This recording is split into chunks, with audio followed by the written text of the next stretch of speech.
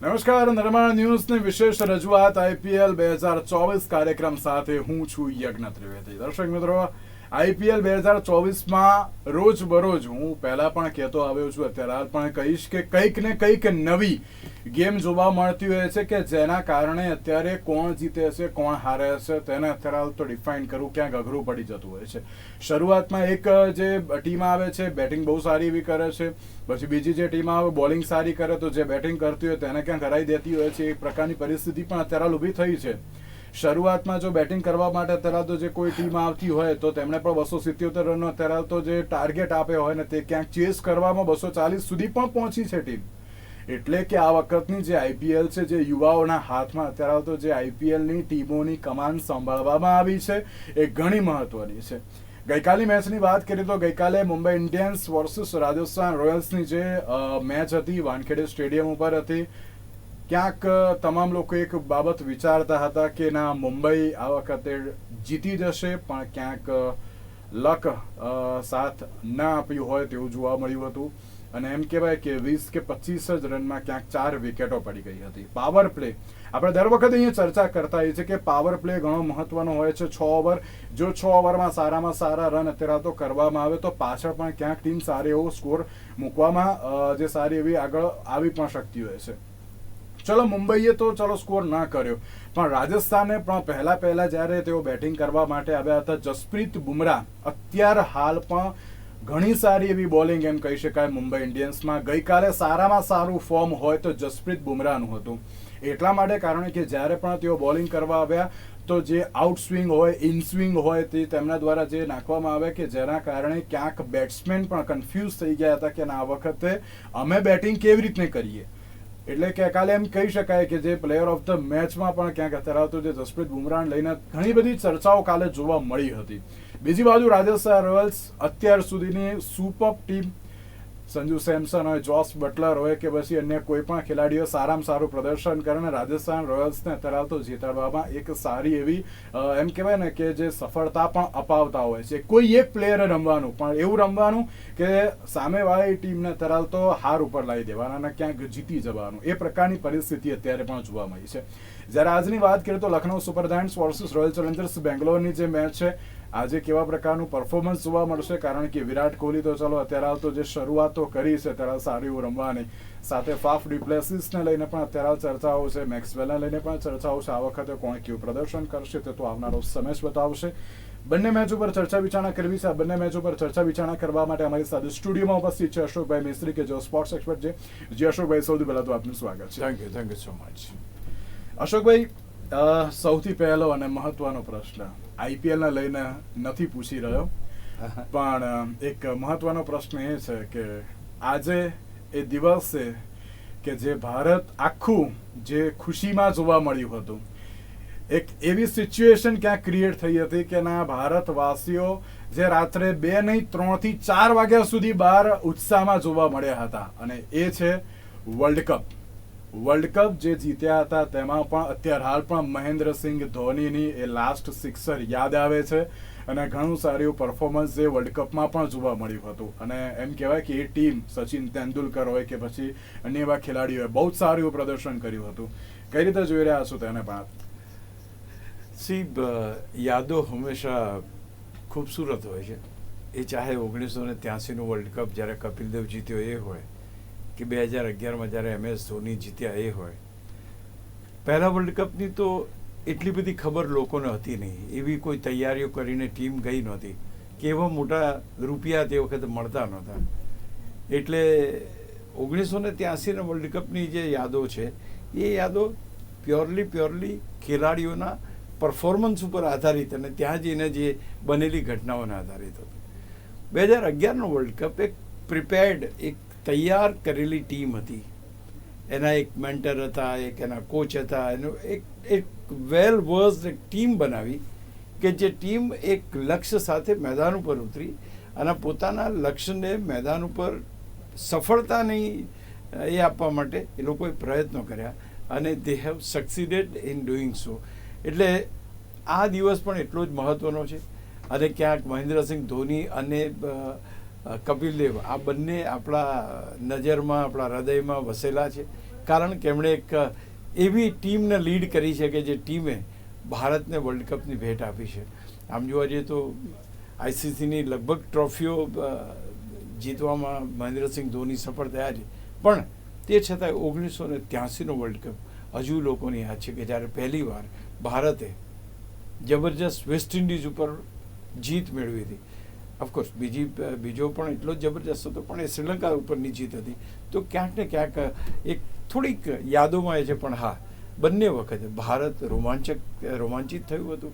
આખો દેશ એક સાથે લઈને જેમ ચાલતા હોય એવું જોવા મળ્યું હતું. એટલે બહુ જ ઐતિહાસિક દિવસ છે અને એ ઐતિહાસિક દિવસને આજે લોકો યાદ કરે છે. બિલકુલ બિલકુલ સાચી વાત છે અશોકભાઈ. જે પ્રમાણે એ વર્લ્ડ કપને આપણે યાદ કરીએ અને ક્યાંક વર્લ્ડ કપે જે એ વખતે ગૌરવ અપાવ્યું હતું, એ વખતે જે આમ નામ અપાવ્યું હતું, એમ કહેવાય ને કે ભારતને, એ ઘણું સારું એવું હતું. અશોકભાઈ, આપણે વર્લ્ડ કપને લઈને તો ચર્ચા કરી, આઈપીએલને લઈને હવે ચર્ચા કરીએ, ગઈકાલની મેચને લઈને ચર્ચા કરીએ. અશોકભાઈ, ગઈકાલની જે મેચ હતી, આમ એવું લાગતું હતું કે ના જીતી જઈશું ગમે તેમ કરીને, અને ક્યાંક એવું પણ લાગતું હતું કે આ વખતે જે સિચ્યુએશન જોવા મળી રહી છે તેમાં અત્યારે તો જીત હાંસલ થઈ જશે, કોઈ વાંધો નહીં આવે, કારણ કે મુંબઈ ઇન્ડિયન્સનું જે હોમ ગ્રાઉન્ડ હતું પણ એ ન જોવા મળ્યું. 125માં અશોકભાઈ આખી ટીમ એમ કહેવાય ને કે જે સમાઈ ગઈ. કઈ રીતે જોઈ રહ્યા છો? સૌથી પહેલા તો મુંબઈ ઇન્ડિયન્સની બેટિંગને લઈને, અને એક બહુ મહત્વની બાબત, બોલ્ટની બોલિંગને લઈને પણ શું કહેશો? ક્રિકેટ તો આખરે ક્રિકેટ છે. આઈપીએલમાં ઘણા બધા એવા વિક્રમો છે કે જે વિક્રમો આવી રીતે આપણને જોવા મળે છે.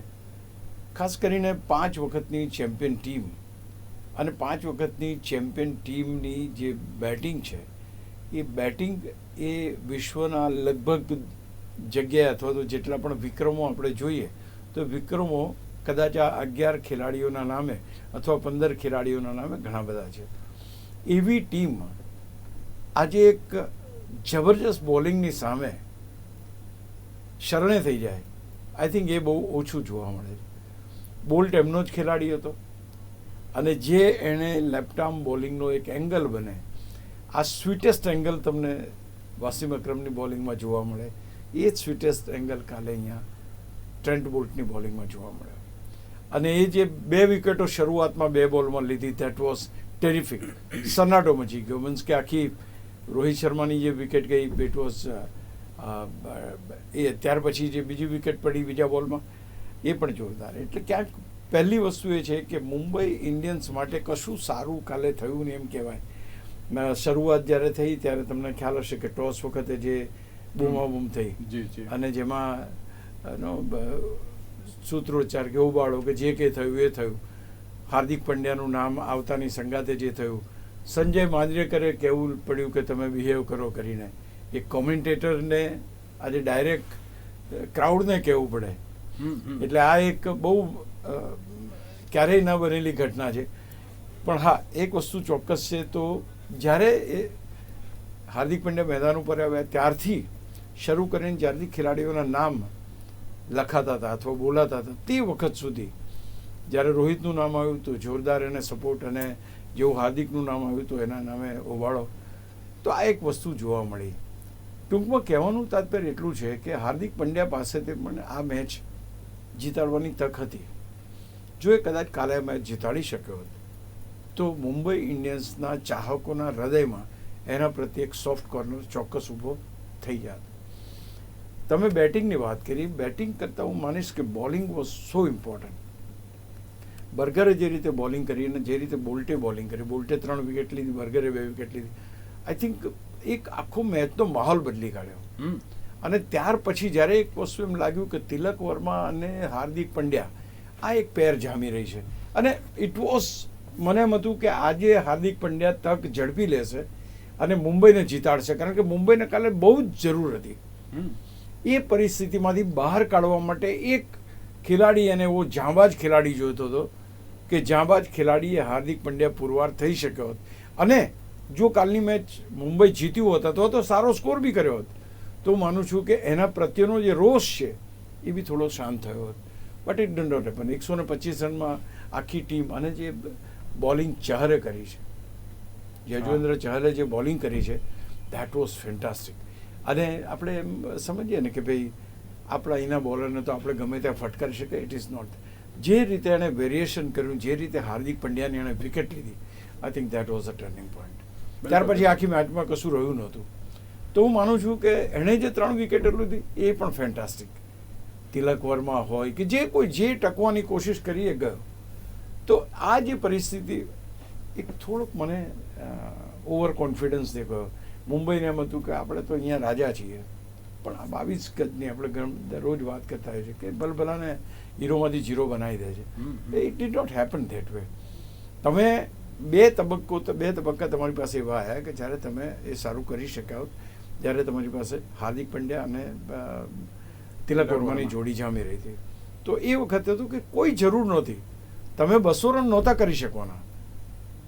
તમે જો 150 160 કર્યા હોત તો પણ ફાઇટ બેક કરવા માટે પૂરતા હતા.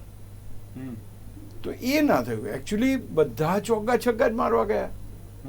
Everybody want Sixers only. તો એ જ્યાં આજે એક વસ્તુ તમે મેચ્યોરિટી તમે જુઓ રાજસ્થાન રોયલ્સની મેચની, રાજસ્થાન રોયલની બેટિંગની, જે રીતે પરાગે કરી, એણે બેટ ઉગામ્યું નથી સાહેબ, ઊંચું જ નથી કર્યું. એમ જ વન્સ એન્ડ ટૂઝ. એને ખબર હતી 3 વિકેટ પડી ગઈ છે, મારી પરિસ્થિતિ ખરાબ છે, હું શોટ નહીં મારી શકું. એટલી બધી ધીર ગંભીર અને એક જવાબદાર ઇનિંગ રમી છે. કાલે સાહેબ દિલ ખુશ થઈ ગયું. એમ થઈ ગયું કે આ ખેલા, અને જ્યારે એમ લાગ્યું કે હવે અમે જીતી જ જવાના, ત્યારે પછી એણે સિક્સરો મારી. બિલકુલ. So this is called a maturity. આ મેચ્યોરિટીની જરૂર કાલે હું તિલક વર્મા અને હાર્દિક પંડ્યા પાસેથી એક્સપેક્ટ કરતો હતો. દરેક બોલે ચોગ્ગા છગ્ગા નહીં આવે. You should have weighted for some time. ભલે તમારો 200 રન ના થયા હોત, ઓકે, 150 થયા હોત, તો તમે ફાઇટ બેક કરી શક્યા હોત. તમે 125માં તો એ થઈ ગયા, તમે 3 વિકેટો બી લીધી, એકદમ દબાણ બી આવ્યું, પણ કારણ કે તમારી પાસે સ્કોર નહોતો, તમે મેચ હારી ગયા. તો દર વખતે 200 કરવાના જ એમાં તમે છગ્ગા જ મારવાની કોશિશ કરો. આઈ થિંક ચહલ ઇઝ સચ એ ઇન્ટેલિજન્ટ બોલર કે એને બોલની લંબાઈ એટલી સરસ રીતે વેરી કરે છે કે તમને સાહેબ એ ભરાઈ જ દે ક્યાંક ને ક્યાંક. બિલકુલ. તો આ વસ્તુ સમજવી જોઈએ. હું માનું છું ત્યાં સુધી ત્યાં આ મુંબઈના ખેલાડીઓની ભૂલ થઈ. મુંબઈના ખેલાડીઓને હતું કે બસ સ્પિનરો આવે છે, ચોગ્ગા છગ્ગા મારવાનું શરૂ કરી દો, કારણ કે બર્ગર નથી બોલિંગ કરતો, બોલ્ટ નથી કરતો, એટલે આપણે હવે સેફ છીએ. પણ that was not a correct this thing. કોઈ દિવસ તમે સ્પિનરોને એટલા ઇઝીલી ના લઈ શકો, ટેક ઇટ ગ્રાન્ટેડ ના લઈ શકો. તો માનું છું કે 125નો સ્કોર તો મોટો હતો નહીં કે કોઈ રીતે દબાણ આવે, અને એ કરવાનું અથવા તો એ જે કારણ છે એ કારણભૂત બનેલા બે જ ખેલાડી. હા, રોહિત શર્માને તો આઉટ થઈ ગયા, આપણે વી નો કે ચલો. તો એનો અર્થ એ થયો કે શરૂઆતના 2 બેટ્સમેન ના રમે તો ટીમ રમશે જ નહીં. બિલકુલ સાચી વાત છે. They are all highly paid people. સૌથી વધારે પૈસા આપીને ખરીદેલા ખેલાડીઓ છે.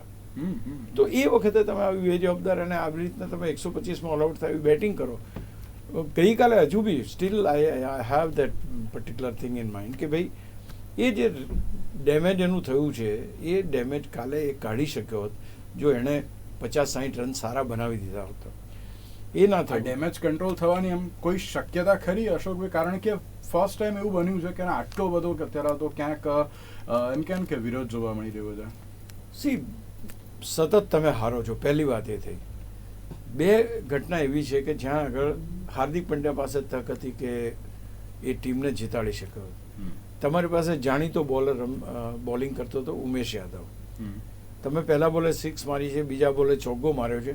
તમારી પાસે રન્સ જે જોઈએ છે એ પણ તમે રીચ કરી શકો એવા છો. થોડુંક વ્યવસ્થિત એ કરીને જો એ પહેલી મેચ જીત્યા હોત તો આ પરસેપ્શનમાં પણ ફેર પડ્યો હોત. હાર્દિક પંડ્યાએ મેચ જીતાડી છેલ્લી ઓવરમાં એ પણ થયું હોત. એક ફિનિશર તરીકે બે એસ્ટાબ્લિશ થયો હોત. તો પછી લોકોના હૃદયમાં જે રોષ જે છે, આ એકચ્યુઅલી રોષ શાનો છે? એ એક એવી ઇનિંગનો છે, કારણ કે ટીમ હારે, એ પોતે એક એવી સેન્ચુરી મારી દે કે એવું જબરજસ્ત કરશે તો લોકો પાછા ભૂલી જશે. Means people will definitely go for Hardik Pandya. એ સારો ખેલાડી છે, એમાં કોઈ બેમત નથી. આ જે રીતે રિપ્લેસમેન્ટ કર્યું છે તો મેનેજમેન્ટ છે, હવે એમાં એનો કોઈ બહુ મોટો રોલ હોવાની શક્યતા નથી. તો ક્યાંક ને ક્યાંક એના માટે જરૂરી છે કે અને ત્યાર પછી જ એણે બિહેવિયર કર્યું. એકચ્યુઅલી જોવા જાવ તો એની બિહેવિયર જે જોવા મળી અને પછી ટ્રોલ થયું ને સોશિયલ મીડિયા તો તમને ખબર છે સાહેબ, આજે એક જગ્યા હોય તો કાલ આખી દુનિયામાં પહોંચી જાય. બિલકુલ, બિલકુલ. So that has damaged him the most. એટલે જોઈએ હવે ક્યારે રિપેર થાય. પણ જ્યાં સુધી એની એટલે કે હાર્દિક પંડ્યાની કેપ્ટનશીપથી અથવા તો એની બેટિંગથી અથવા તો એની બોલિંગથી એ જ્યાં સુધી મુંબઈ ઇન્ડિયન્સને જીતાડશે નહીં ત્યાં સુધી આ પરિસ્થિતિ આવી જ રહેશે. અશોકભાઈ, એક છેલ્લો પ્રશ્ન ગઈકાલની મેચને લઈને. આપણે ચલો યુઝવેન્દ્ર ચહલને ના ભૂલવા જોઈએ, ટ્રેન્ટ બોલ્ટને ના ભૂલવા જોઈએ, જસપ્રીત બુમરાહ કાલે જ્યારે પણ આવ્યા, નો ડાઉટ કે એમની ટીમ હારી ગઈ છે, પણ જે ઇન સ્વિંગ કહો કે આઉટ સ્વિંગ કહો, ખૂબ જ સારા એવા જે હતા કે જ્યાં બેટ્સમેનને તેમણે કન્ફ્યુઝ કરી દીધા હતા કે આમાં હવે અમે કેવી રીતે શોટ મારીએ. તેને લઈને પણ શું કહેશો? See he is a genius bowler. I mean એ સાદો સિમ્પલ બોલર છે જ નહીં. દુનિયાનો કોઈ પણ ખેલાડી એની સામે રમતા એના પગ ધ્રુજે છે. It is a fact of life. અને જે રીતે મૂવમેન્ટ કાલે થઈ છે એટલા માટે મારો જે આગળનો સવાલ હતો, 150 રન જો એની પાસે મુંબઈ ઇન્ડિયન્સ પાસે હોત ને સાહેબ તો આટા લઈ દીધા હોત. એવી જબરજસ્ત બોલિંગ છે એ લોકોની. હા, બિલકુલ સાચી વાત. It's not very easy to play Mumbai Indians. તો એ થઈ શક્યું હોત. એ એકચ્યુઅલી એની પર બાકી એની બોલિંગ તમે જુઓ, હવે આવી ખતરનાક બોલિંગ નાખે. શરૂઆતની 3 વિકેટ તો જલ્દી પડી જ ગઈ હતી. તોય એ તો ત્યાર પછી રિયાન પરાગ અને જે અશ્વિન પહેલો આમ સારામાં સારું કામ કર્યું હોય તો અશ્વિન અને રિયાન પરાગે. બિલકુલ. અશ્વિન જે શોટ બન્યો તો બિચારા કેવી રીતના આકાશમાં બોલ ઉછળી ગયો એને ખબર નથી. બિલકુલ. પણ અધરવાઇઝ એ લોકોની જે પાર્ટનરશિપ હતી દેટ વોઝ ધ બેસ્ટ. અને ત્યાર પછીની પણ જે પાર્ટનરશિપ બની એ પણ એક બહુ જ વ્યવસ્થિત અને જીતવા માટે કરેલી પાર્ટનરશિપ. બિલકુલ. એટલે બુમરાહ તો જીનિયસ છે, એમાં કોઈ સવાલ નથી. અહીં આગળ કોઈ બીજા બેટર્સ એવા સારા થયા હોત કે જો 150-160 રન કર્યા હોત તો મુંબઈની બોલિંગ જે છે એ કંઈ બહુ ખરાબ નથી. They are very good bowlers અને કોઈ પણ ટીમને ભારે પડી શકે ને. ભૂતકાળમાં ભારે પડ્યા છે. બિલકુલ, બિલકુલ. તો એ તો જીનિયસ છે. એમાં કોઈ એની 4 ઓવર તો લોકો ગણતા નથી. એમ જ ગણે કે આપણે ભાઈ 16 ઓવરની મેચ છે એની ઓવર. બિલકુલ સાચી વાત છે. અશોકભાઈ, આજની મેચને લઈને વાત કરીએ. Royal Challengers Bangalore versus Lucknow Super Giants. Lucknow Super જાયન્ટ્સે 2 મેચ રમી છે. એક મેચમાં જીત મેળવી છે, એક મેચમાં હાર મેળવી છે. પરંતુ બીજી બાજુ રોયલ ચેલેન્જર્સ બેંગ્લોરની વાત કરીએ તો 1 મેચ જીતી છે અને 2 હારી છે. કઈ રીતે જોઈ રહ્યા છો આજની મેચને લઈને? ક્યાંક રણનીતિમાં ફેરફાર થઈ શકે છે કે શું? પહેલી વસ્તુ તો બંને ટીમો વિખરાયેલી છે. બંને ટીમોના બેટર્સનું કોઈ ઠેકાણું નથી. કોઈ બોલર્સ એટલા સારા અસરકારક નથી. ફાફ ડુ પ્લેસિસ નથી ચાલતા, મેક્સવેલ નથી ચાલતા, મોટા મોટા જે ખેલાડીઓ છે એ રમી નથી શકતા. તો તમે ક્યાં સુધી કેરી કરશો? તમે દર વખતે વિરાટ કોહલી જ રમે અને એ જ રન બનાવે અને તો તમે જીતો, એ શક્ય નથી. બીજી વાર તો એણે રન બનાવ્યા તો એ મેચ હાથમાંથી નીકળી ગઈ.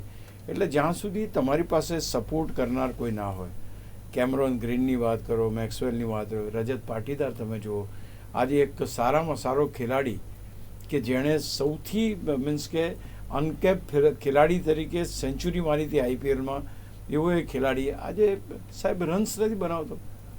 તમે કેવી રીતના જીતી શકો? તમારી પાસે કોઈ પેર નથી એવી. છેલ્લે આવીને ઊભું રહે છે. અનુજ રાવતે ઠીક છે એક દાડામાં, પેલો દિનેશ કાર્તિક છે એ તમને જ્યાં ત્યાં તમને છગ્ગા ચોગ્ગા મારીને તમારા માટે એ કરે. બાકી તમારી પાસે બેટર્સ નથી, પરફોર્મન્સ નથી. તમે આ જે બેટર્સને લઈને કે જે બેટર્સ એટલું સારું પ્રદર્શન ના કરતા હોય તો કેવી રીતના જીતા? સામે લખનઉની તમે વાત કરો, Lucknow is also similar problem. Even Rahul is not fit. Rahul is not 100% fit. ગયા વખતે તમે જો ઇમ્પેક્ટ પ્લેયર તરીકે રાહુલ ઉતર્યો, પૂરનને કેપ્ટન બનાવ્યો. આ શું બતાવે છે? કે કોન્ફિડન્સ લેવલ નથી, કાં તો પછી ફિટનેસનો પ્રોબ્લેમ છે. There is something which is wrong. ભલે મેચ જીત્યા કે કોઈ પણ હોય, કહેવાનું તાત્પર્ય છે કે તમારી પાસે પડીકલ છે, આજ સુધીમાં ચાલ્યું નથી. તમારે પાસે ડિકોક નો ડાઉટ ગયા વખતે સારો રમ્યો, સ્ટોઇનિસ ચાલતો નથી, કૃણાલ પંડ્યા ગયા વખતે સારું. તો તમારી પાસે 2 કે 3 ખેલાડી તો કન્સિસ્ટન્ટ હોવા જોઈએ જો તમારે ખરેખર જીતવું અને ઇમ્પેક્ટ કરે.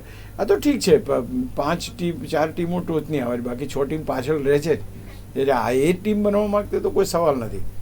કોઈ સ્પાર્ક બેટિંગની અંદર કોઈ સ્પાર્ક મને જોવા મળ્યો નથી.